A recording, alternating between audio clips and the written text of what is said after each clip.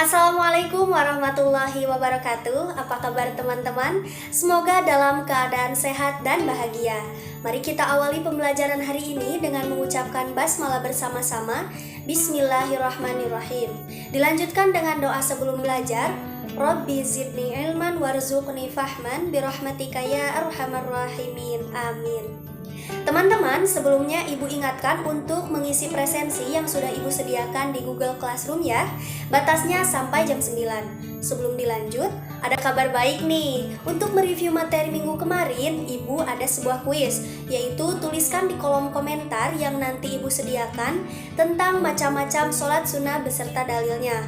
Pemenangnya 2 orang tercepat dengan jawaban yang tepat. Tapi bila jawaban kurang tepat, maka akan di-over ke penjawab yang ada di bawahnya. Lalu hadiahnya apa sih? Nah, untuk hadiahnya ini dan ini. Selamat menjawab.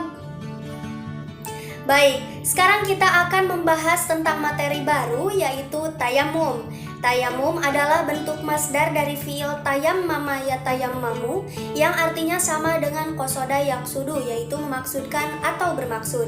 Pemakaian kata tayamum ini dapat dilihat pada firman Allah Subhanahu wa taala Quran surat Al-Baqarah ayat 267. A'udzubillahi minasyaitonirrajim. Wala tayammamul khabitha minhu tunfiqun. Dan jangan kamu bermaksud menyengaja yang buruk-buruk untuk kamu nafkahkan dari sebagian hasil usahamu. Dalam istilah syar'i, tayamum adalah menyapu atau mengusap wajah dan kedua tangan dengan debu yang suci dengan cara-cara tertentu. Nah, tayamum merupakan salah satu cara bersuci dari hadas yang berfungsi sebagai pengganti wudhu atau mandi. Syariat tayamum ini didasarkan pada dalil nas dan ijma. Dalil nas terdapat dalam surat An-Nisa ayat 43 dan Al-Maidah ayat 6. Selanjutnya, sebab-sebab yang menjadikan tayamum dapat menggantikan wudhu atau mandi secara umum ada 2, yaitu sakit dan tidak ada air. Secara rinci adalah 1. Sakit yang dikhawatirkan akan bertambah sakitnya atau lama sembuhnya jika terkena air. Kedua, tidak ada air dan sudah diusahakan untuk mendapatkannya tetap tidak diperoleh. Yang ketiga, ada air tapi cuaca dan air yang ada sangat dingin dengan perkiraan jika air itu digunakan akan mendatangkan kesulitan. 4. Ada air tapi jumlahnya tidak mencukupi untuk wudhu atau mandi. Kelima, ada air tapi hanya mencukupi kebutuhan minum. Yang keenam, ada air tapi tempatnya jauh dan jika pergi ke tempat tersebut akan ketinggalan waktu sholat. 7. Ada air tapi untuk menjangkau tempat tersebut terhalang oleh suatu bahaya yang mengancam jiwa atau harta. Selanjutnya, kaifiyat tayamum. Secara garis besar, kaifiyat tayamum telah disebutkan dalam Quran surat An-Nisa ayat 43 dan Al-Maidah ayat 6. Hadis Nabi mengenai cara bertayamum antara lain yang lengkap adalah hadis riwayat Bukhari Muslim dari Ammar bin Yasir. Dalam hadis tersebut diriwayatkan suatu ketika Ammar bin Yasir sedang dalam keadaan junub, tetapi ia tidak mendapati air. Ia kemudian berguling-guling di tanah seperti binatang. Apa yang dilakukannya itu sampai kepada Nabi Shallallahu Alaihi Wasallam. Kemudian Nabi bersabda, Innama kana yakfika hakaza. Hadis riwayat Bukhari Muslim. Cukup bagimu mengerjakan ini. Kemudian Nabi Shallallahu Alaihi Wasallam menepukkan kedua tangan beliau ke tanah, kemudian meniupnya, lalu menyapu dengan kedua telapak tangan itu wajah dan kedua telapak tangannya.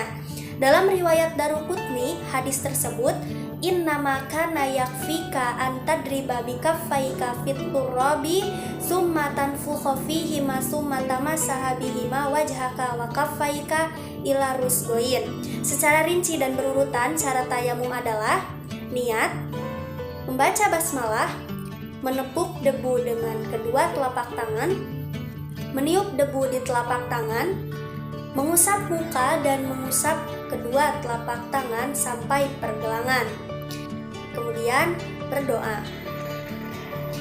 Yang selanjutnya adalah batal tayamum. Semua hal yang membatalkan wudhu juga membatalkan tayamum. Selain itu, tayamum batal juga karena 1. Ada air jika tayamum dilakukan sebab tidak ada air. Kedua, dapat menggunakan air jika sebab tayamum terhalang menggunakan menggunakan air. Sekian materi yang dapat Ibu sampaikan. Ada tugas nih, tugasnya ditulis tangan dan dikumpulkan di pertemuan berikutnya. Tugasnya, jawablah pertanyaan ini. Bagaimana jika seseorang bertayamum karena tidak ada air? Kemudian ia memperoleh air sesudah mengerjakan sholat, sedangkan waktu sholat masih ada. Apakah harus mengulang sholatnya? Jangan lupa untuk dijawab ya tugasnya. Oke, baik, terima kasih atas perhatiannya. Semoga mobilitas yang terbatas tidak membuat semangat belajar semakin hari semakin terkuras.